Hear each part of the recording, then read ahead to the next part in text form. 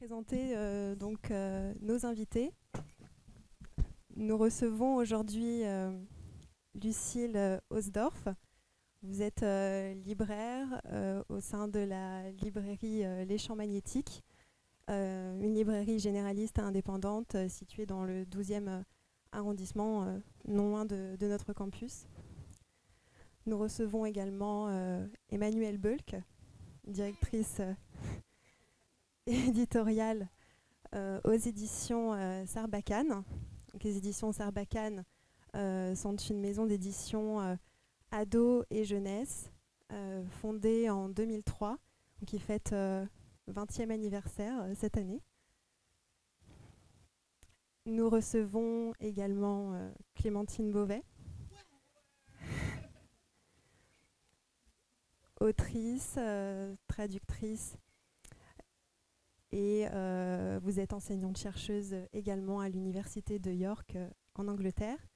Vous avez écrit de nombreux romans, Âge tendre, Les facétieuses, Les petites reines.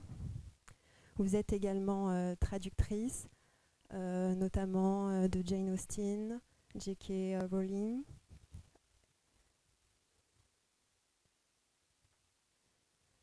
Nous recevons Béatrice Delaveille, coordinatrice du prix Chronos de littérature. Le prix Chronos récompense chaque année des ouvrages jeunesse qui abordent la thématique de l'intergénérationnel, du passage du temps, de la mort, de la maladie. Je crois qu'il y a 6 prix qui sont décernés, auxquels on ajoute le prix Chronos Alzheimer et le prix Chronos Bulle.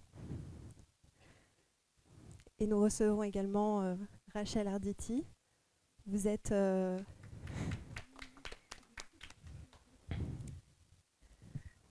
romancière et comédienne. Vous avez notamment adapté Songe à la douceur et Les petites reines de Clémentine Beauvais. Votre dernier ouvrage, J'ai tout dans ma tête, raconte le rapport les relations entre un père et sa fille, un père peintre qui vit dans une maison de retraite et qui est atteint d'Alzheimer, sa fille qui est comédienne, qui rêve d'interpréter le rôle de sa vie, de jouer Tatiana. Et ça nous raconte les liens donc, entre père et fille et le rapport à la réalité un petit peu distendu que les deux personnes entretiennent avec la réalité. Ils se réfugient souvent dans la fiction pour vivre. Merci Laetitia. Bon, c'est pas évident quand on est étudiante de présenter comme ça les invités et tout. Donc voilà, on est très fiers de nos stagiaires qui nous aident beaucoup et qui s'en sortent très bien. Donc on a préparé des petites questions. On va essayer de faire circuler la parole. Mais bien sûr, après, on donnera la parole au public. Donc vous pourrez aussi vous poser vos questions. Donc on a choisi comme thème donc l'intergénérationnel.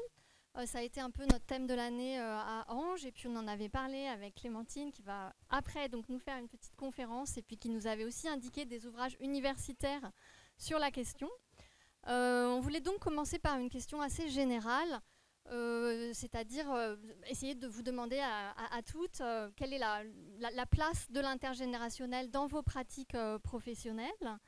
Et on s'était dit qu'on pouvait peut-être commencer par Béatrice, parce que le prix Chronos, c'est vraiment le prix de l'intergénérationnel par excellence.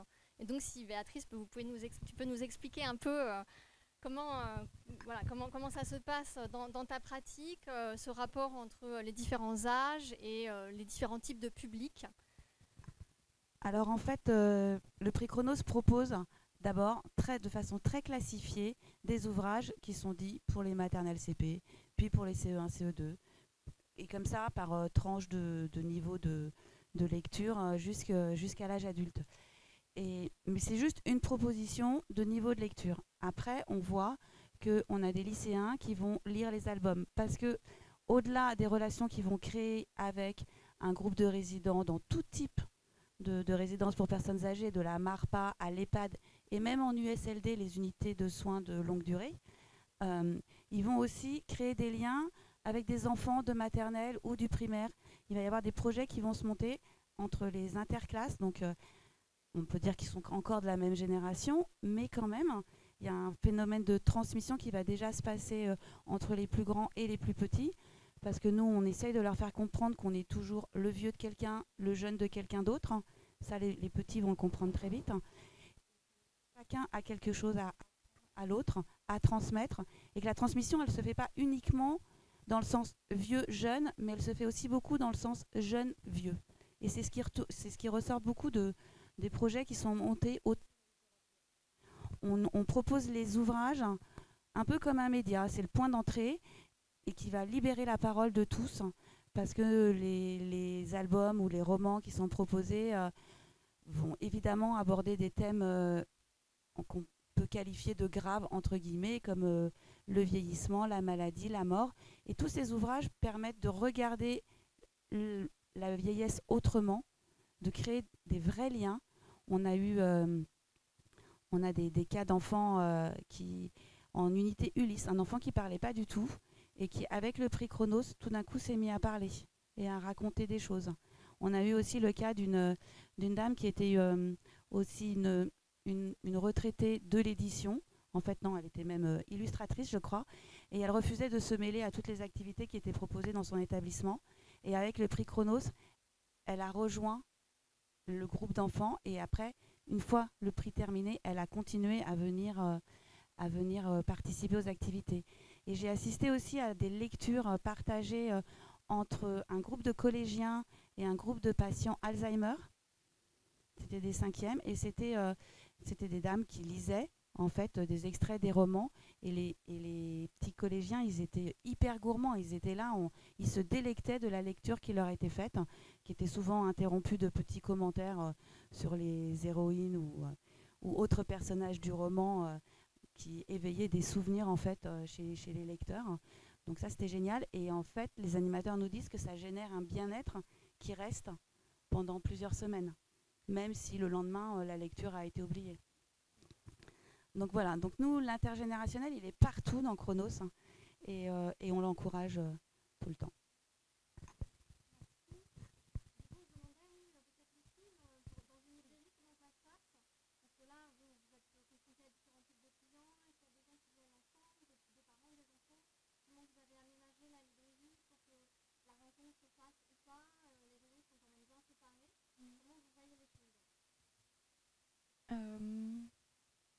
Alors en librairie, il y a toujours un coin jeunesse. En librairie généraliste, il y a toujours un coin jeunesse qui doit être à la fois très caché pour que les gens soient au calme et très accessible pour les poussettes et les déambulateurs et toutes ces choses-là.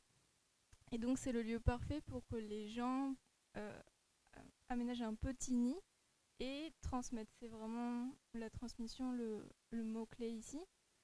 Et le genre de prix Chronos, c'est très précieux pour nous parce que ça nous indique spécifiquement les livres qui vont plaire aux familles et qui vont permettre ce genre d'échange.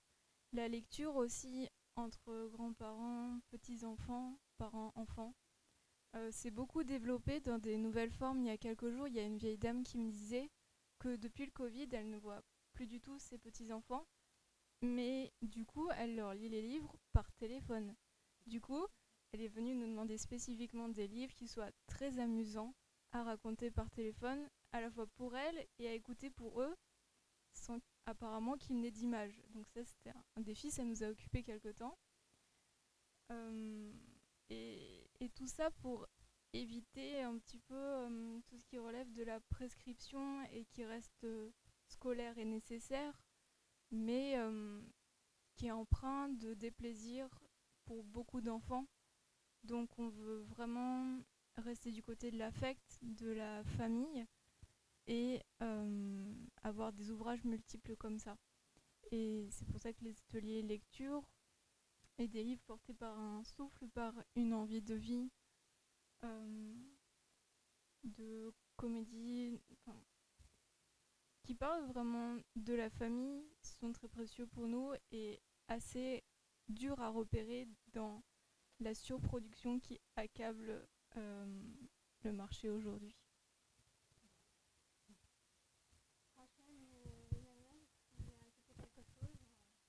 Donc moi je suis comédienne et autrice maintenant, et j'ai adapté deux romans de Clémentine.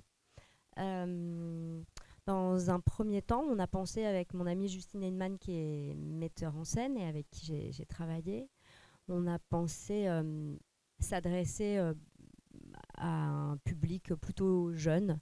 Et en fait, on s'est rendu compte que les 2 spectacles qu'on a montés à partir des textes de Clémentine, et d'une façon générale, les spectacles de Justine, s'adressent à des publics jeunes et d'enfants, d'ados, sans doute parce qu'elle-même, elle a un lien très fort avec ça, et moi aussi, je crois qu'on a gardé un lien très fort à notre enfance, enfin. Et en réalité, ce dont on s'est rendu compte, et qui a été une surprise merveilleuse, c'est que ce sont des spectacles qui s'adressent exactement autant à des personnes plus âgées, voire parfois même très âgées. Par exemple, Songe à la douceur, des personnes vraiment âgées, enfin qui venaient avec leurs petits-enfants par exemple, donc des personnes vraiment du 3e âge, comme on dit, et ben, ils étaient particulièrement réceptifs au spectacle, sans doute parce que, je sais pas, parce qu'il est question évidemment du temps qui passe, et voilà. Et donc, ça a été des grandes surprises. Et ça, c'est pour ce qui est du théâtre. Et puis, pour ce qui est de mon livre, effectivement, moi, j'ai l'impression d'être intergénérationnelle depuis toujours. Enfin, j'ai l'impression d'avoir en moi des siècles, de porter des espèces d'âges anciens depuis toujours. Depuis qu'à 6 ans, j'ai compris que mon père avait l'âge d'être mon grand-père, voire mon arrière-grand-père par rapport à mes amis. Ça m'est tombé dessus comme une chape de plomb, quoi. Et voilà, et en fait, c'est quelque chose qui m'est effectivement, qui est un terrain de réflexion important depuis toujours, comment on se sent vieux ou jeune, ou qu'est-ce que ça veut dire justement ça, être... vous disiez tout à l'heure, on est toujours le vieux, je ne sais plus qui disait ça, le vieux de quelqu'un ou le jeune de quelqu'un. Et moi, je n'ai jamais su tout à fait me situer justement sur cette question. J'ai toujours l'impression d'être plutôt la vieille et en même temps toujours une enfant. Enfin, je ne sais pas, c'est très, très curieux, mais voilà. Donc,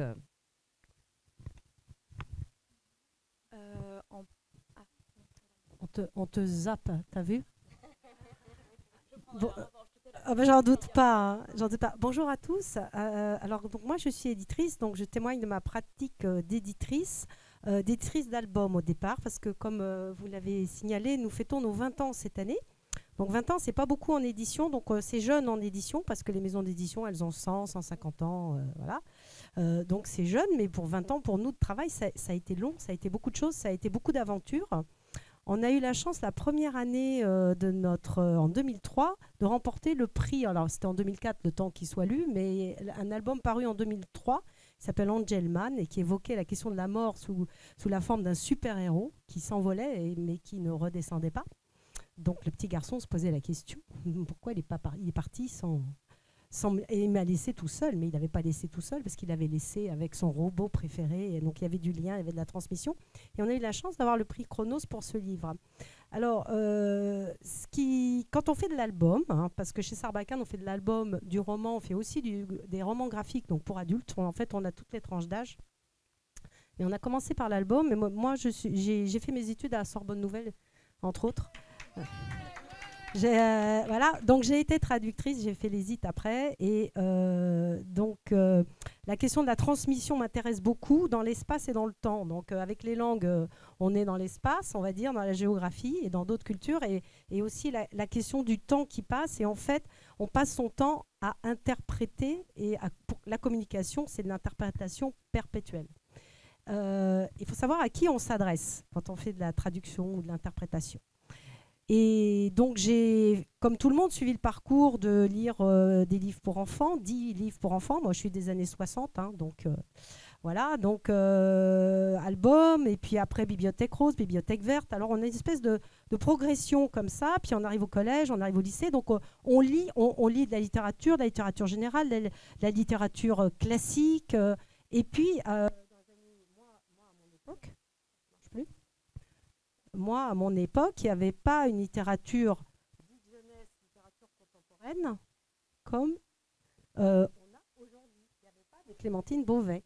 Donc, on continuait comme ça, soi-disant, à une espèce de progression. Alors, on allait voir ailleurs, on allait voir chez les Américains, notamment. Il y avait une littérature novatrice.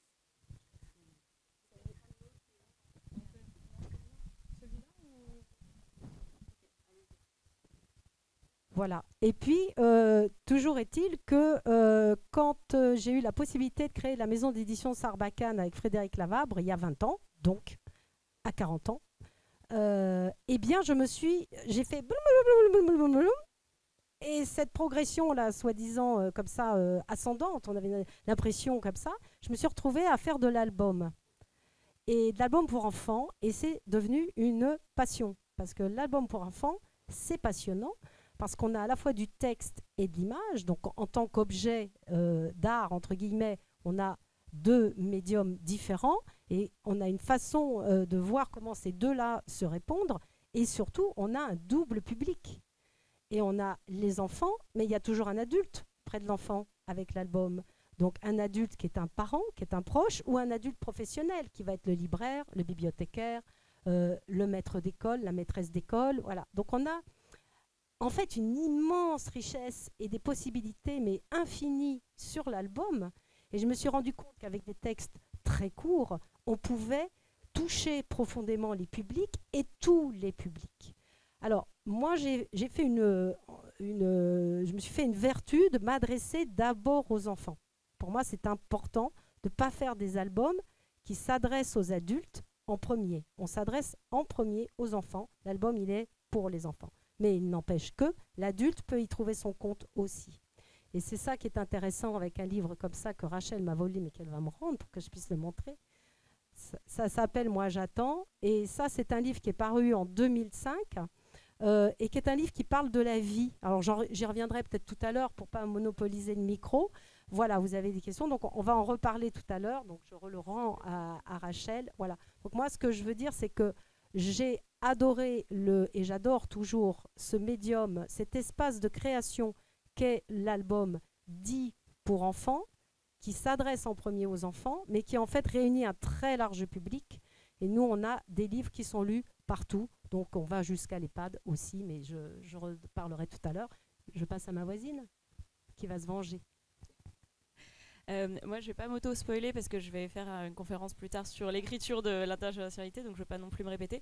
Mais par contre, juste pour conclure ça, je pense que c'est important de noter que la littérature jeunesse, bien sûr qu'il y a de la littérature jeunesse qui est plus intergénérationnelle que d'autres, dans la mesure où elle peut par exemple présenter des personnages âgés et des personnages jeunes, etc. Mais en fait, la littérature jeunesse comme catégorie littéraire apparaît à un point de jonction entre une vie qui est quand même assez avancée, quel âge qu'on puisse être quand on est adulte et qu'on écrit de la littérature jeunesse, et une vie qui commence à peine. Et moi, ce point de jonction, c'est ce qui m'a toujours intéressée en tant que chercheuse. Je suis enseignante-chercheuse en Grande-Bretagne et j'ai fait mon doctorat en fait, à l'époque sur les formes de pouvoir assignées à l'enfant et à l'adulte à travers le livre jeunesse, en théorisant justement qu'il y a une espèce de puissance de la jeunesse qui va vers le futur, qui va vers l'inconnu, et une puissance ou un pouvoir de l'âge adulte qui va vers l'expérience et la sagesse. Ça paraît très banal quand on dit ça, mais n'empêche que ce point où se rencontrent ces deux formes de puissance, c'est le livre jeunesse, et à travers ses intrigues, ses personnages, son style, etc., cette espèce de double puissance de l'avenir et du passé s'exprime d'une manière qui me semble unique à la littérature jeunesse et qui n'est pas vraiment une caractéristique du livre adulte ou général, comme on aime bien le dire. Alors pour revenir aux personnages de la littérature jeunesse, on va s'intéresser maintenant aux personnages qui ont des âges très différents, et notamment aux stéréotypes liés à ces personnages, aux clichés, que ce soit les clichés liés aux personnes âgées ou aux adolescents, aux enfants. On a notamment quelques images ici. Ici, vous avez le frère d'Esther dans les bandes dessinées de Riyad Sattouf. Donc une représentation un peu stéréotypée, cliché d'un adolescent. On va vous le faire passer, comme ça vous pourrez le voir de plus près. Ici, c'est Ma Dalton, donc la maman, la grand-mère, c'est la grand-mère, très bien, merci. La grand-mère des Dalton, qui est un peu l'archétype de la super mamie, capable de tout alors qu'elle est à un âge très avancé. Et un dernier cliché qui concernerait plutôt les hommes âgés, ce serait le cliché du grand-père ronchon, du grand-père grincheux, qu'on trouve ici avec le personnage principal de Lao, Carl Fredrickson. Et donc, par rapport à ces représentations, on aimerait se demander, et vous demander, est-ce que vous trouvez que les clichés, les stéréotypes évoluent, ou que ça se maintient, qu'on joue avec ces clichés, ces stéréotypes, ou alors peut-être qu'ils ont une part de vrai. Peut-être Emmanuelle Bulk, vous que vous êtes éditrice et aussi cofondatrice des éditions Sarbacane, est-ce que vous avez remarqué une évolution pendant toutes vos années dans votre carrière ? Alors, c'est vrai qu'il y a 20 ans, la grand-mère, c'était le cliché d'une personne très âgée, avec une canne, un chignon, des cheveux gris. Bon, moi, j'ai 3 petits-enfants. Donc, effectivement, aujourd'hui, les grand-mères d'aujourd'hui ne sont pas celles des années 60, parce que même il y a 20 ans, les grand-mères n'étaient pas comme on les représente dans le cliché. Donc, on peut interroger le cliché. Après, on a besoin du cliché pour dire vieux. Donc, si on représente une grand-mère super sportive, à la page, machin, etc., peut-être qu'elle n'est pas reconnue comme une grand-mère. Donc, on a peut-être besoin de la lecture de l'image comme ça de la grand-mère. Moi, je le signale aux illustratrices et illustrateurs qui, très souvent, partent dans le cliché. Donc je dis, bon, bah oui, ok, mais ce n'est pas la grand-mère d'aujourd'hui. Est-ce que c'est important ou pas de représenter ? En fait, ça dépend si ça fait sens par rapport à l'histoire. Est-ce qu'on veut tendre un miroir exact à la réalité ? Non. La fiction, c'est d'abord un pas de côté par rapport au réel. Donc de toute façon, il y a déjà liberté au créateur de représenter comme il a envie. Il y a plein de façons de représenter le grand âge. Mais c'est vrai que quand on veut être du côté de l'humour, on va avoir tendance à pousser le trait vers la caricature de la personne âgée classique, quoi. Donc peut-être qu'elle est utile. Moi, c'est juste pour dire que je vais beaucoup en parler dans ma conférence tout à l'heure, donc je passe mon tour à qui veut. Non, mais pour rebondir sur ce que disait Emmanuelle à l'instant, cette caricature des personnes âgées, on la retrouve beaucoup dans les albums, c'est vrai. Mais j'ai l'exemple d'un album qui est paru il y a quelques années, je crois que c'était Mijade, où il y avait un petit enfant qui part, enfin deux amis qui partaient chacun en vacances chez leurs grands-parents, chez leur grand-mère, et leur grand-mère était totalement opposée. Ils étaient hyper dégoûtés parce qu'il y en a un, il dit, oh, mais moi je vais m'ennuyer, ma grand-mère elle fait que des confitures, des crêpes et des machins. Et l'autre il me disait, mais moi je vais être épuisé parce que ma grand-mère elle fait que du roller, du canyoning. Voilà. Et ils essayaient chacun d'apprendre à l'autre grand-mère de se transformer, mais finalement ils se sont rendus compte qu'ils la préféraient telle qu'elle était. Donc ça c'est une chose, mais j'ai aussi posé la représentation des enfants, même des petits, pour avoir posé la question en atelier à l'automne à des enfants de CE1, CE2. Alors je leur ai demandé, mais qu'est-ce que c'est un vieux pour vous ? Ils m'ont répondu, un vieux ça vient de très très longtemps. Et ils m'ont dit aussi, un vieux, c'est quelqu'un qui a des poils blancs dans les cheveux. Donc en fait, pour eux, ce que nous, on considère comme des clichés est quand même bien là. Oui, d'ailleurs, à n'importe quel âge, quelque chose qui fonctionne beaucoup dans les albums, et chez les adultes aussi, c'est le dévoilement, en fait. Qu'est-ce qu'il y a derrière le cliché ? Que ce soit en soulevant des rabats ou en tournant des pages, ça c'est ce dont on est habitué, ce qu'on voit, les vieux ont les cheveux blancs, sont ennuyeux et tout, et page d'après, en fait non, pas du tout.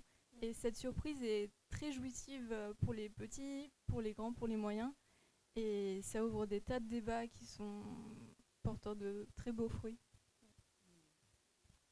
On avait justement une question pour Rachel Arditi, qui est aussi comédienne en plus d'être autrice.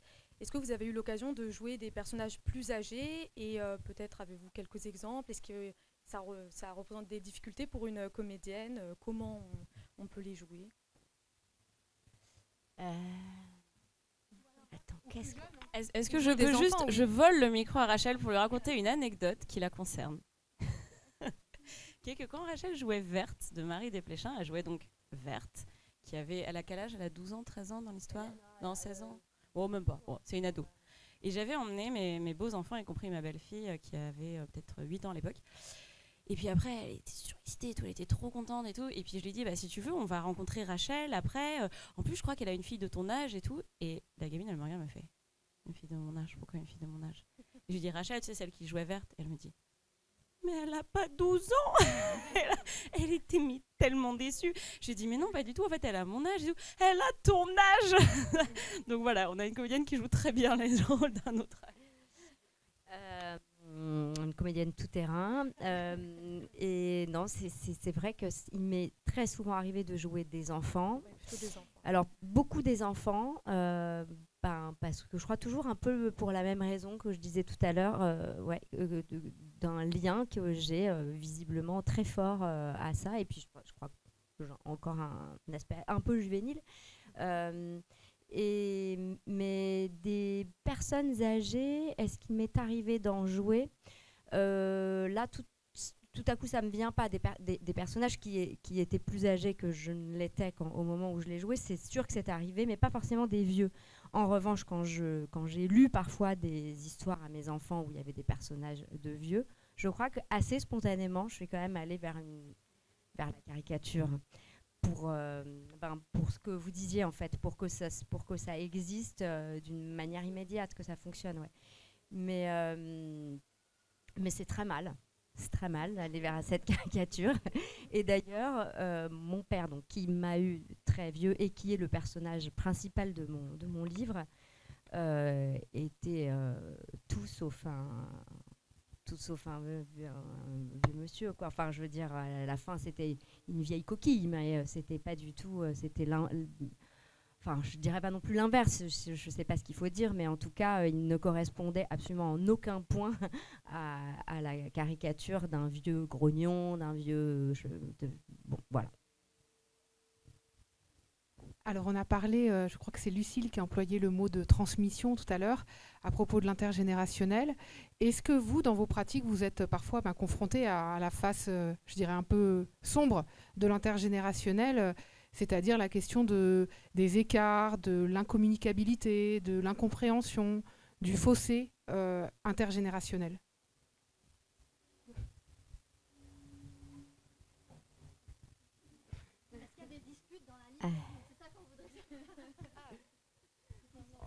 Mais absolument tous les jours, hein.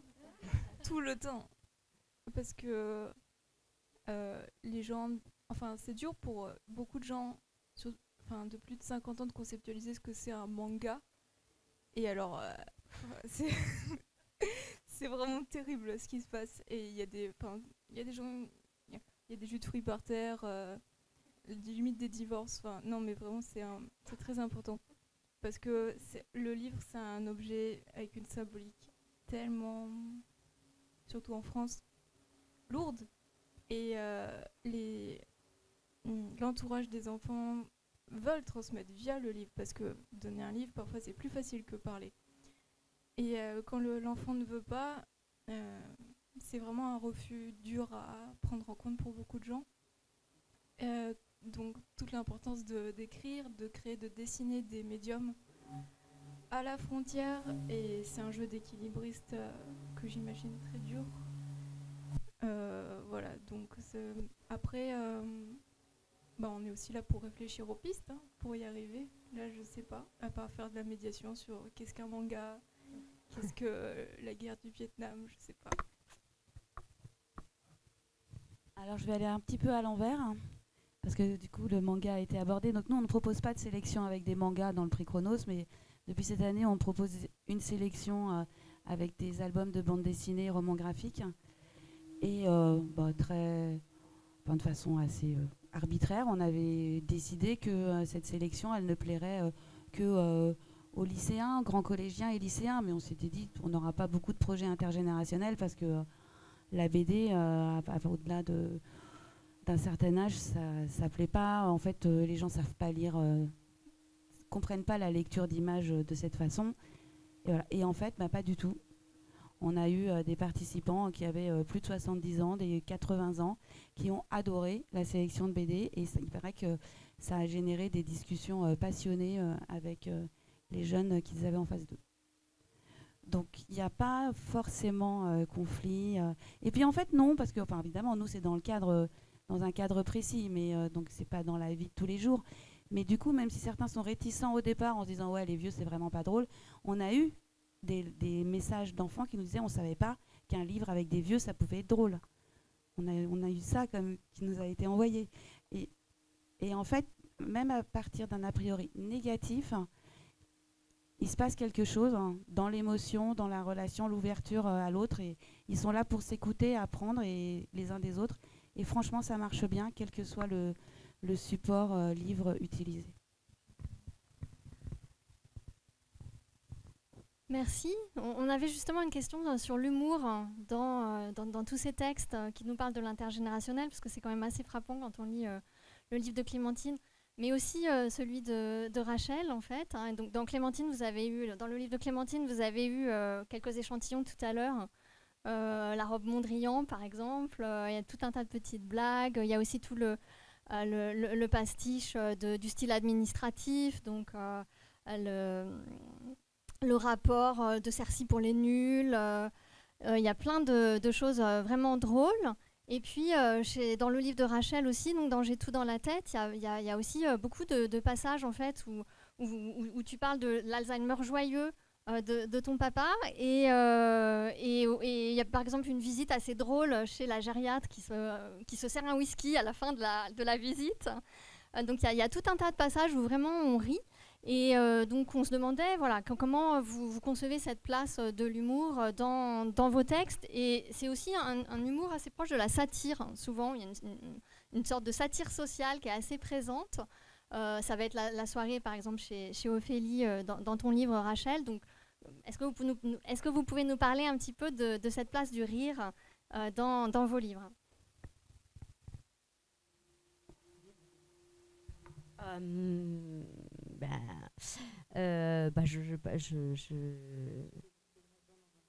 oui, moi j'ai les yeux d'Audrey Byrne dans un visage comique, c'est vrai, ce qui n'a aucun intérêt. Hein. C'est vrai. Oui. Je sais pas, je crois que...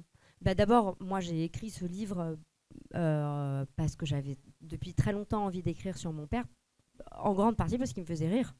Il me faisait beaucoup rire, il m'a vraiment beaucoup amusé, en dehors du fait que... après, il y a eu cette sorte de nécessité que j'ai ressentie de le fixer, quoi. De ne pas le laisser disparaître, parce que plus il perdait les mots, plus moi je ressentais la nécessité d'en écrire. En dehors de cette question qui préside au geste d'écriture, avant ça même, toute ma vie, j'ai beaucoup rigolé en observant mon père. J'étais vraiment au spectacle, quoi. Donc je n'aurais pas pu, je crois, le faire autrement. Et puis parce que je trouve que c'est moins intéressant. Je crois qu'on peut moins être ému si on n'a pas ri un peu, quand même. Enfin, c'est la même chose qui est à l'œuvre. Donc voilà. Donc particulièrement quand on aborde des sujets graves comme celui de la mort, de la vieillesse, de la disparition, de l'oubli, il faut absolument qu'on ait accès à ce que ça a également de drôle, de tragédie-comique, quoi. Voilà. Et...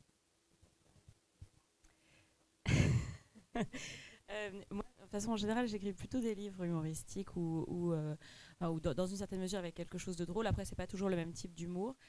Et pour Ashton, oui, c'était évident que je voulais pas du tout parler d'Alzheimer et de démence de manière plombante et déprimante. Je pense qu'il y a quelque chose dans l'humour qui est aussi protecteur, parce qu'en réalité, quand on est confronté à des personnes qui sont atteintes de démence, qui ont la maladie d'Alzheimer, comme c'était le cas moi à l'époque avec mes deux grands-parents qui sombraient peu à peu dans la démence, c'est qu'en fait il y a des moments qui sont absurdes, mais complètement absurdes. Et en fait, heureusement que c'est un peu drôle quand même, parce que sinon on trouverait ça vraiment déprimant.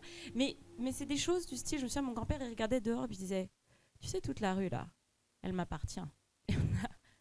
Ah ouais, c'est vrai ça, depuis quand? Depuis 45, enfin je sais pas, il inventait des trucs. Et on était, et en fait, en même temps on rigole, en même temps on est là, c'est vraiment très très triste, enfin, il y a quelque chose de triste dans cette... mais en la prenant aussi un peu de manière un peu plus légère, ça permet aussi de dédramatiser tout ça. Et c'est vrai qu'il y a de l'émotion là-dedans, en fait, à chaque fois. Donc l'idée n'est pas de ridiculiser, et je pense que c'est très facile, d'une certaine manière, de faire des portraits de personnes âgées qui ont des trous de mémoire, qui n'entendent pas bien, façon Trifon Tournesol, qui ceci, cela, et de se baser sur un humour complètement de moquerie. Mais en réalité, l'humour poignant d'une personne atteinte de démence ou en cours de le devenir, c'est un vrai objet littéraire aussi, quoi. C'est quelque chose qui mérite qu'on s'attarde sur les manières de le transcrire par la littérature. Il y a un moment du texte dans Âge tendre où j'ai essayé, par la disposition sur la page, de rendre cette espèce de flux de pensée et de paroles d'une personne très atteinte de démence, enfin d'un stade assez avancé, en décalant les mots, parce qu'en fait c'est souvent des trucs qui sont ressassés, c'est genre mais donc parce que cette femme là, oul, aïe aïe aïe, ça fait mal, quand non mais parce qu'il était arrivé au train, il était reparti du train, et en fait cette espèce de côté très hypnotique de la parole libre comme ça peut être très drôle quand on le regarde, et en même temps ça peut être un motif de création poétique quasiment. Et je pense qu'on a quand même le devoir aussi de parler de l'effet que ça peut avoir, qui est un effet de tristesse si c'est des personnes proches, mais aussi si c'est des personnes proches de drôle. Et je pense que toute famille qui a eu quelqu'un qui est atteint de démence sait que au restaurant, au dîner, on se parle en disant tu sais pas ce qu'elle m'a dit encore hier, et on se raconte l'anecdote, et en fait ça fait rire, quoi, c'est drôle. Et même plus tard, quand on s'en rappelle, c'est aussi drôle parce qu'il y a quelque chose de cette personne l'humour nous montre que la personne est encore là et qu'elle peut encore avoir un effet sur nous qui peut être amusant, quoi. Et la littérature jeunesse, il n'y a pas de raison qu'elle n'enregistre pas cet effet-là aussi, quoi. Je donne juste une petite citation du livre aussi que j'ai trouvée très belle, où c'est un pensionnaire qui, au lieu de dire « passe-moi mes lunettes », il dit « passe-moi mes corneilles ». Et là, en fait, tu dis « c'est à chaque fois une petite... » Valentin dit « c'est à chaque fois une petite devinette, une petite poésie et une petite tristesse ». Donc il y a à la fois le rire et la tristesse, et j'aime beaucoup ce petit passage-là qui était dans le chapeau puis qui n'est pas sorti tout à l'heure. Alors du coup, peut-être pour revenir à l'album dont on a parlé, le petit album là, qui est juste devant vous, qui s'appelle Moi j'attends, de Serge Bloch, Davidé et Kali. Serge Bloch, Davidé et Kali. Est-ce que vous pouvez nous en parler et nous parler notamment des cadres dans lesquels il a pu être utilisé? Alors, Moi j'attends, c'est un livre, l'auteur s'appelle Davidé Kali, il est italien et il ne parlait pas français quand je l'ai rencontré à la foire de Bologne, qui est la foire internationale du livre de jeunesse. Il est arrivé avec une petite valise et il est arrivé avec des dessins pour que je comprenne son idée, parce que je ne parle pas italien. Et donc l'idée, il avait eu l'idée qu'on attendait toujours quelque chose dans la vie, qu'on attend toujours le moment d'après, si on attend toujours quelque chose. Et il m'avait fait une espèce de petit flipbook comme ça, avec des petits crobards, avec plein de petits personnages qui attendaient des choses. Et je me suis dit, il y a quelque chose là-dedans, mais je ne le sentais pas comme livre comme ça tout de suite. Et il restait sur mon bureau. Et puis, d'un seul coup, j'ai pensé, mais en fait, ce qu'il faut, c'est que ça soit un seul personnage, plutôt qu'une foule de personnages, pour créer un lien narratif.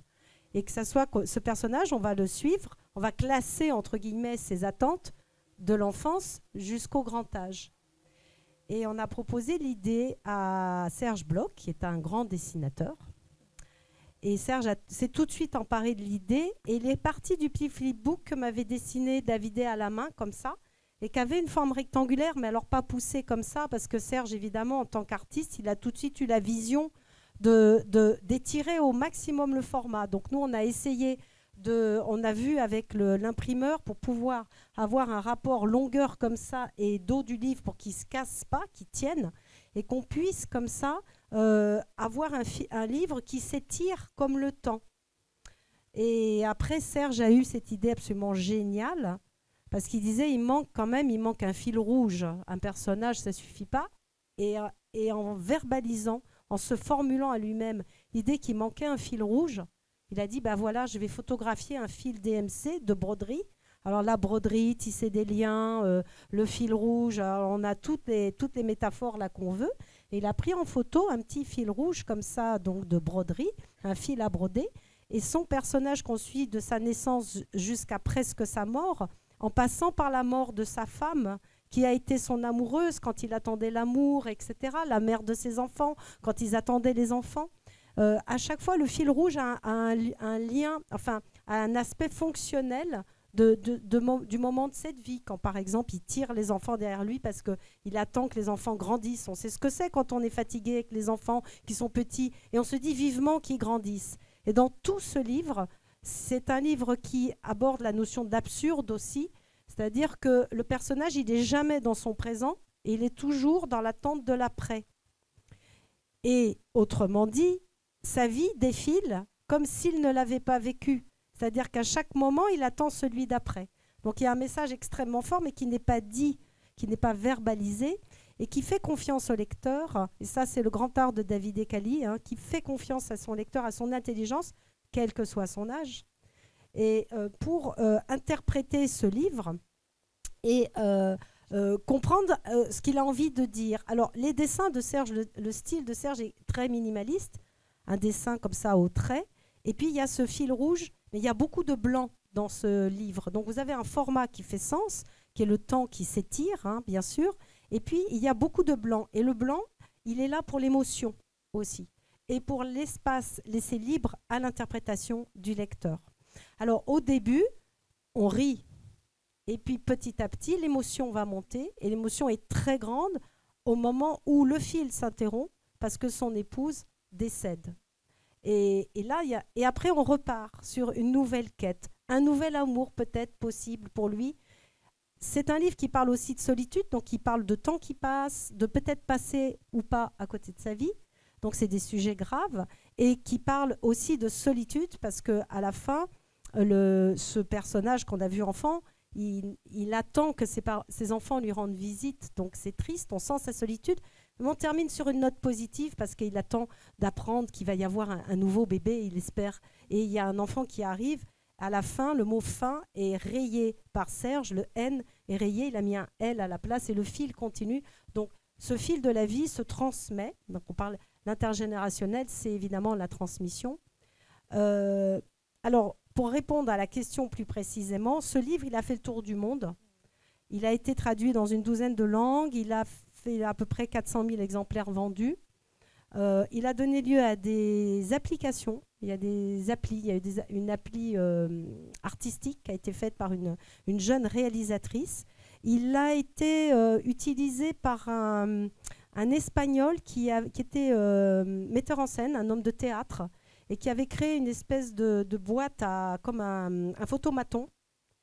Et les gens, alors toutes générations confondues, il y avait des enfants, des gens de 20 ans, des trentenaires, des quadragénaires, des personnes âgées. Et chaque personne rentrait dans ce photomaton et découvrait le livre qui lui était lu. Enfin, on tournait les pages et il entendait le texte. Et au début, lui filme les visages. Et les visages, la plupart du temps, rient au début. Et puis alors là, après, on voit les visages se liquéfier, l'émotion. En plus, la solitude face au texte, comme ça. Et on voyait les gens, beaucoup de gens pleurer et être complètement émus. Un autre exemple, quand il y a eu le tsunami au Japon, c'est un livre qui a eu un succès énorme au Japon. Quand il y a eu le tsunami, on a été contacté par Gérard Depardieu local, alors je ne saurais pas vous dire son nom en japonais, qui a demandé l'autorisation de le lire à la télévision pour redonner espoir aux gens.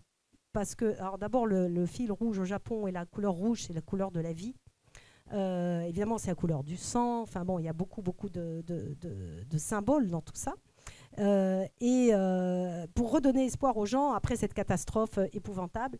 Et pour finir, je terminerai la note par les enfants, puisqu'on s'adresse aux enfants. Moi, j'ai vécu des cas où j'ai vu des enfants, et notamment un cas que j'ai adoré, d'un petit garçon qui est venu sur notre stand à Montreuil, qui avait acheté le livre avec ses parents la veille. Alors par rapport aux interdits des parents, ah c'est pas pour toi, c'est trop compliqué, ah t'es trop petit, ah t'es trop grand. Alors ça, on entend tout le temps aussi, hein, bien sûr. Qu'est-ce qui est pour les enfants, qu'est-ce qui n'est pas pour les enfants.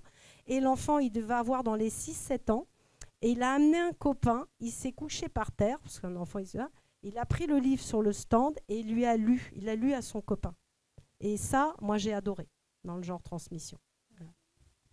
Oui, d'ailleurs, par rapport à cette réception, peut-être Béatrice de Haven, vous pouvez nous parler un peu de la réception de cet album ou des albums sur l'intergénérationnel et notamment sur des thématiques difficiles comme Alzheimer.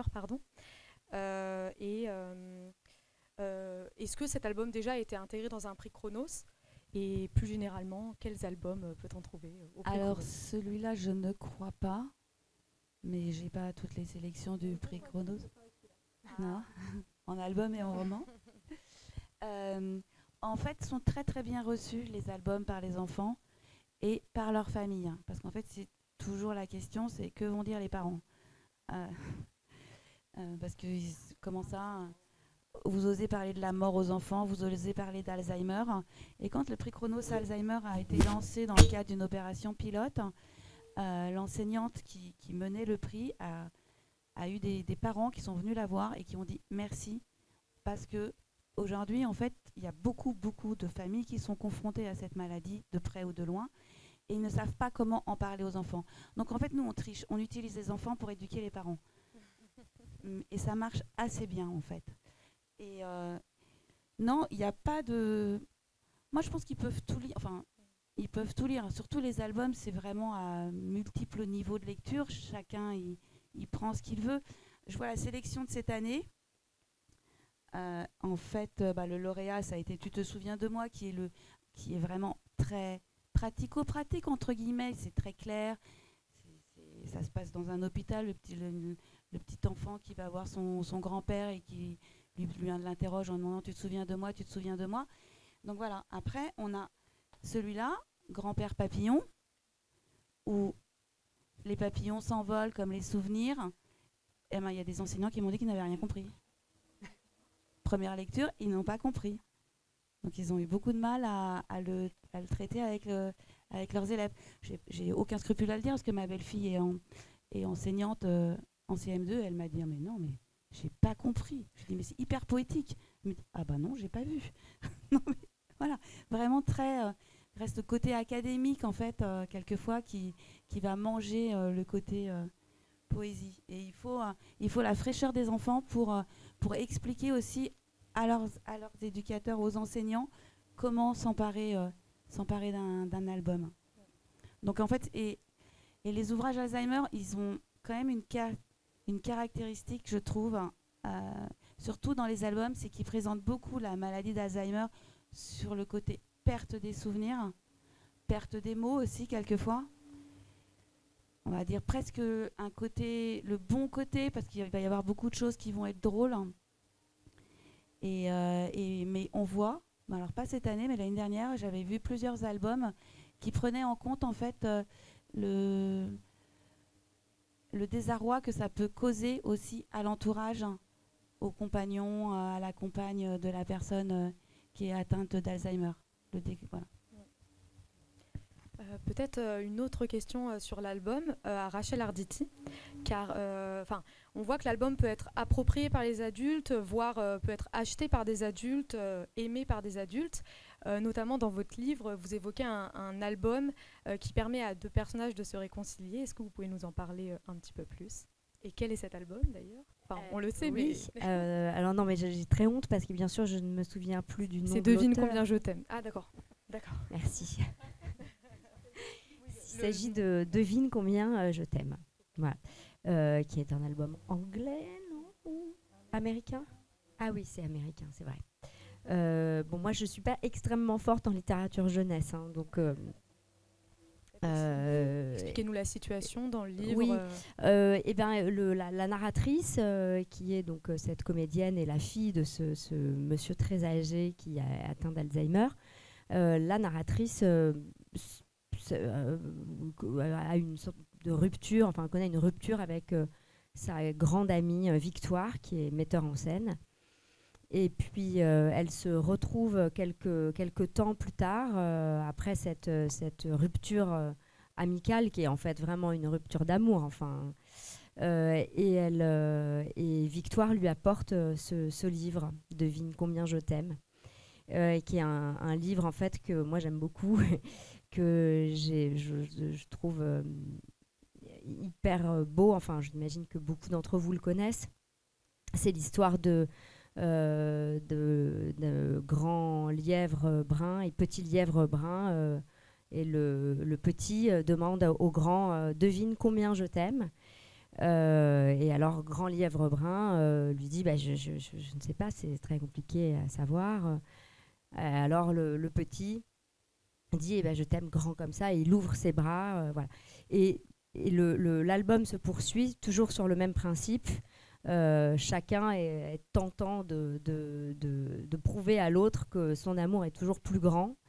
Et puis le petit finit par s'endormir, et le grand dit moi je t'aime aussi jusqu'à la lune, parce qu'ils sont allés jusque là, donc jusqu'à la lune et retour. C'est ça le oui. Voilà. Et donc j'aimais beaucoup en fait qu'il y ait une référence littéraire à un album jeunesse dans mon livre, parce que je crois que c'est la problématique en fait de cette narratrice, qui est comment grandir, enfin voilà, et notamment elle grandit en perdant son père. Bon, c'est assez banal, hein. Mais donc j'aimais beaucoup qu'il y ait comme lien, comme liant, que ce soit un album jeunesse, puisqu'il y a tout un truc avec la lune, évidemment le père, je ne sais pas si je dois me spoiler, mais le père a un rapport particulier à ses fantasmes, et notamment à ce qui se passe dans sa tête, qui va assez loin, puisqu'il finit par se retrouver sur la lune. Voilà. Donc pour moi, le motif de Jusqu'à la lune et retour fonctionnait très très bien. Et puis il y a un personnage d'enfant qui est assez peu développé, mais qui est quand même très présent, qui est un personnage une sorte d'aile enfant, enfin de double d'aile enfant, qui parcourt tout le livre. Voilà, donc pour moi il y avait un vrai intérêt à ce que ce soit un livre jeunesse qu'elle lui offre, et qui soit réparateur. Peut-être une dernière question sur les albums. À vous, Lucille Osdorf, sur les albums en librairie. Est-ce que vous remarquez de plus en plus d'adultes qui achètent des albums, ou qui s'intéressent aux albums pour eux-mêmes, et ou alors est-ce que lorsqu'un adulte achète un album avec un enfant, le consensus se fait d'un commun accord, ou c'est plutôt l'adulte qui va choisir, ou l'enfant? Comment se passe l'achat d'un album en librairie, tout simplement? Le consensus se fait des deux côtés. Oui.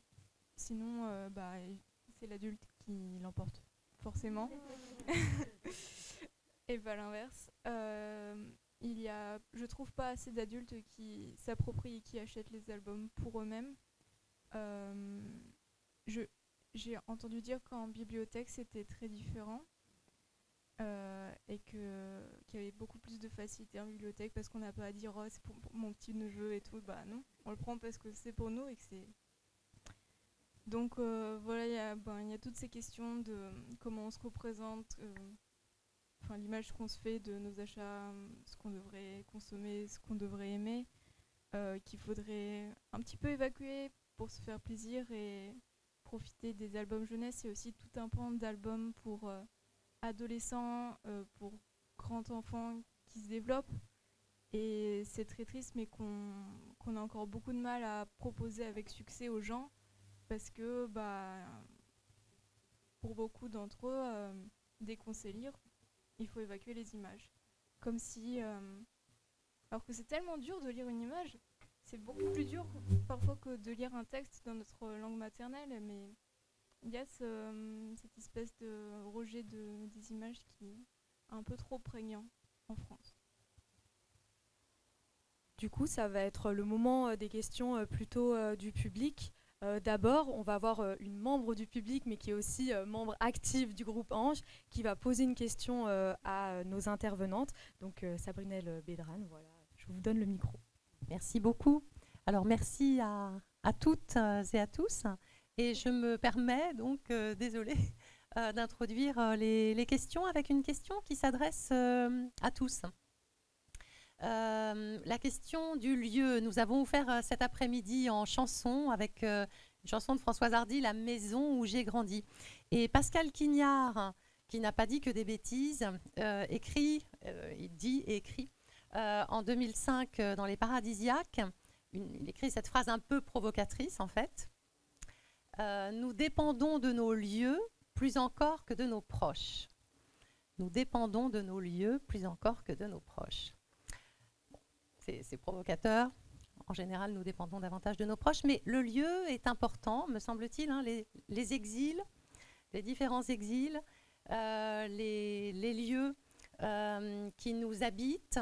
Le temps est très important. Hein, Chronos, c'est bon, dans les maladies que nous avons évoquées ensemble, ou la maladie en particulier. Bon.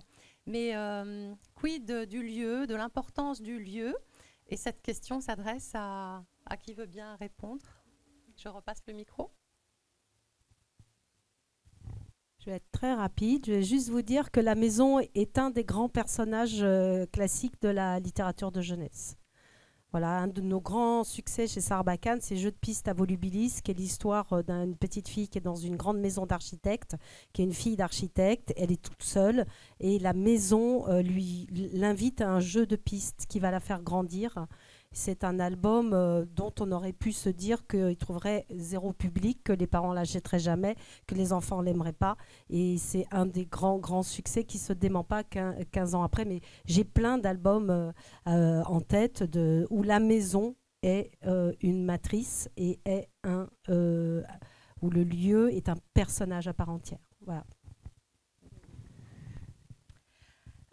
Moi, c'est le lien évident que je vois avec Âge tendre, c'est que évidemment ça prend place dans un lieu très particulier puisque c'est une sorte de maison de retraite reconstituée pour ressembler exactement et minutieusement à un village des années 60-70 avec la rue Georges Perec, le parc Georges Brassens, le café Georges Pompidou, enfin tous ces Georges célèbres, ils sont présents.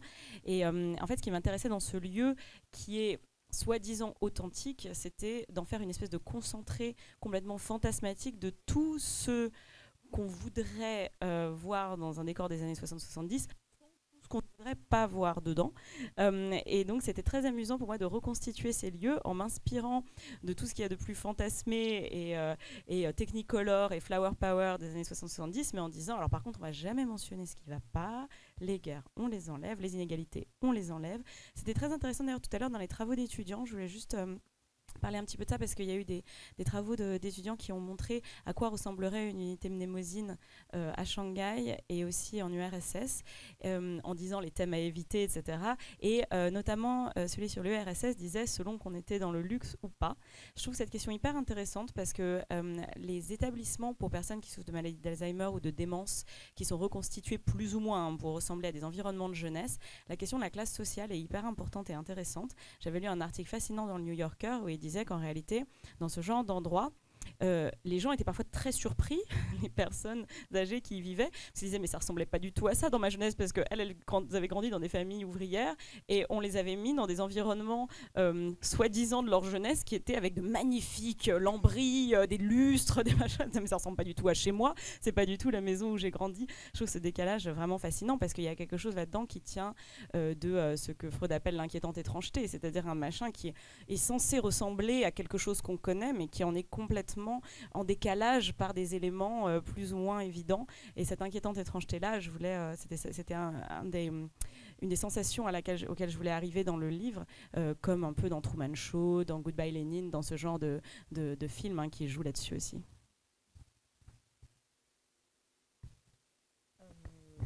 Eh ben, sur cette question, moi, je suis assez d'accord avec Pascal Quignard, parce que je crois que nos proches, voilà, quand ils disparaissent, on peut, dans un cas de...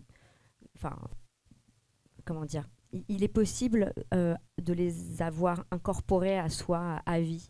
Je crois qu'un lieu, ça n'est pas possible. Je crois qu'un lieu est perdu pour toujours. Je ne sais pas à quoi ça tient, mais c'est vrai que moi, il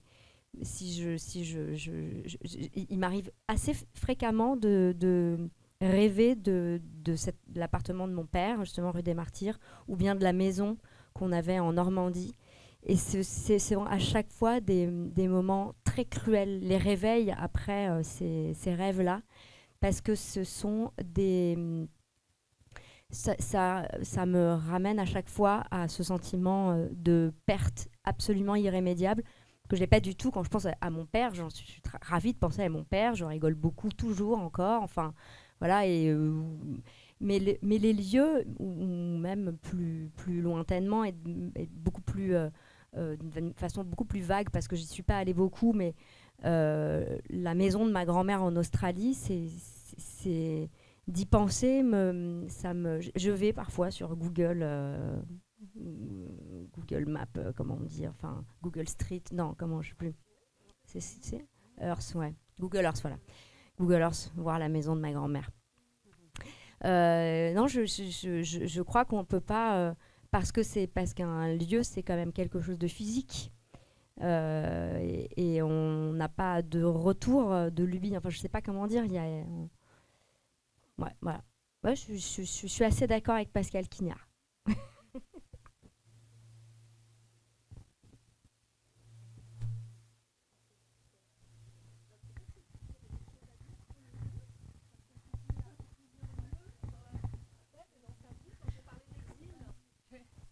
Oui, je pense que c'est complètement absent de ma conscience, le lieu.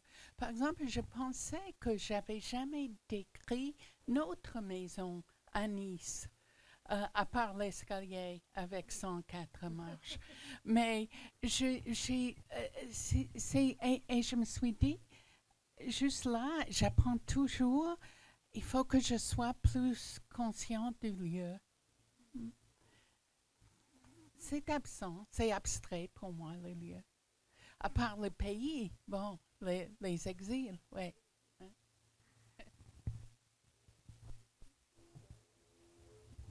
Est-ce que vous avez des questions? N'hésitez pas à poser à nos intervenantes ou des réflexions, des remarques sur la table ronde.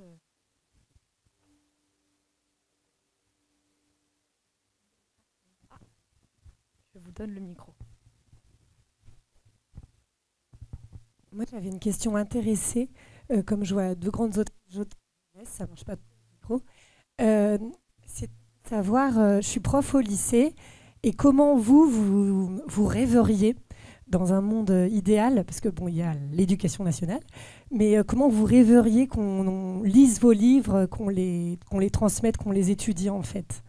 Comme vous êtes là, c'est génial, on ne peut pas souvent poser la question à Hugo. Mais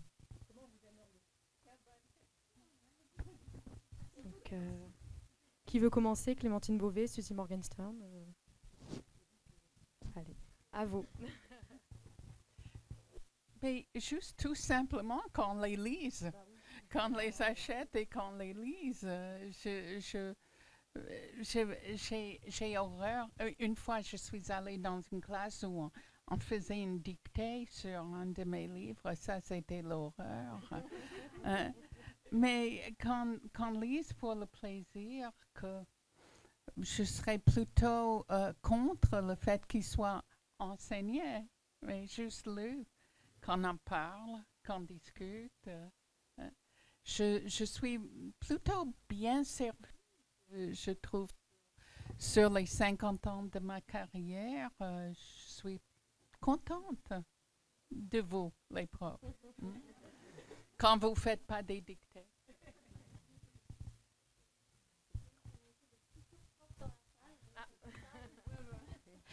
Moi, je dirais qu'en tant qu'autrice jeunesse, en fait, on a une vision qui est hyper biaisée de l'éducation nationale, parce que nous, quand on arrive dans les collèges et les lycées, c'est merveilleux.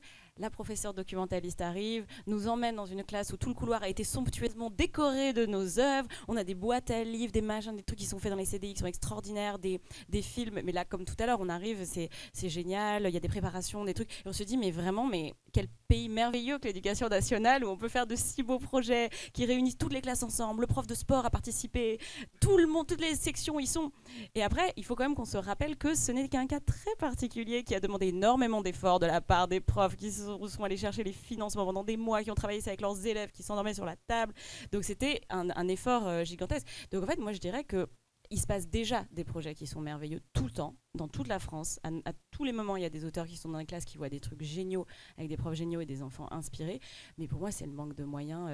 Quand j'en parle, du moins aux profs, après les sessions qu'on fait, qu'on a bu un peu d'alcool, là, on apprend qu'en réalité, il manque cruellement de soutien pour faire ce genre de projet. Donc c'est ça réellement. Mais les idées, elles y sont. Moi, j'ai rien à redire. Enfin, quand on voit des boîtes à livres ou des gamins qui... il y avait un système très étonnant que j'ai vu l'autre jour, c'était des lectures fragmentées. C'est dans une classe de non-lecteurs, mais vraiment ils détestaient lire. Et en fait, la prof a déchiré avec des ciseaux et des cutters. Elle a coupé le livre en différentes, les différentes pages du livre, et elle a donné aux différents enfants, donc il y avait genre, je sais pas, 30 enfants, elle leur a donné chacun 10 pages, d'un bouquin de 300 pages. Elle leur a dit, ok, vous lisez ces pages-là. Ensuite, elle les a mis dans l'ordre, comme ça, des pages. Et elle leur a demandé à chacun de résumer ce qui se passait dans leurs 10 pages qu'ils avaient eu à lire. Et du coup, ils ont toute l'histoire comme ça. Alors, dans le tas, il y en a un ou deux peut-être qui ont pris tout le bouquin et qui l'ont lu en entier. Mais en fait, tous, ils ont eu une expérience de lecture de 10 pages, ce qui est déjà bien. Et ils avaient une expérience de leurs 10 pages où ils avaient un rôle, une responsabilité très importante qui était de communiquer ce qui se passe dans ces 10 pages. Et après, ils pouvaient donner leur avis, en fait, de manière globale. Mais ce genre de projet, ça se fait déjà, c'est génial. Il faut juste le soutenir, quoi.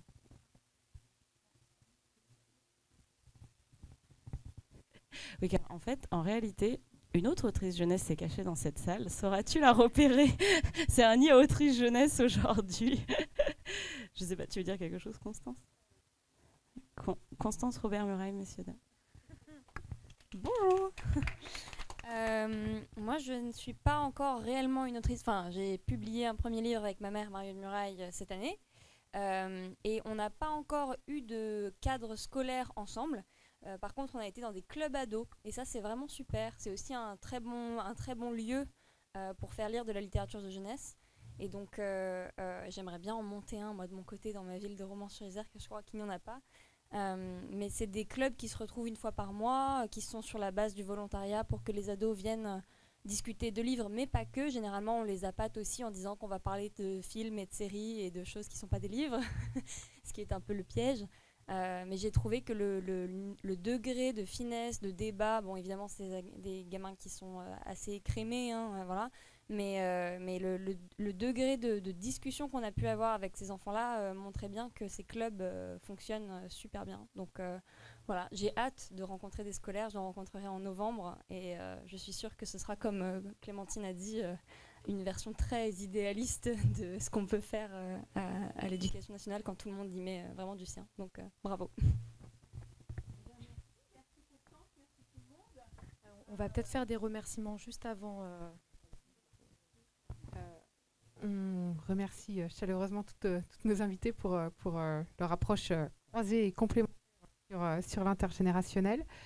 Nous remercions également le service communication, le service numérique et la bibliothèque de la Sorbonne Nouvelle qui est notre complice depuis plusieurs mois maintenant, notamment dans la constitution d'un fonds jeune public à la bibliothèque universitaire. Il y avait très peu de livres il y a quelques mois dans cette bibliothèque universitaire et il y en a grâce à vous de plus en plus et on est très contente parce qu'ils sont très consultés et ils permettent aussi d'initier des nouveaux sujets de recherche, des sujets de master et des sujets de doctorat. Donc c'est une très bonne nouvelle pour notre université et on espère qu'on va continuer sur cette lancée.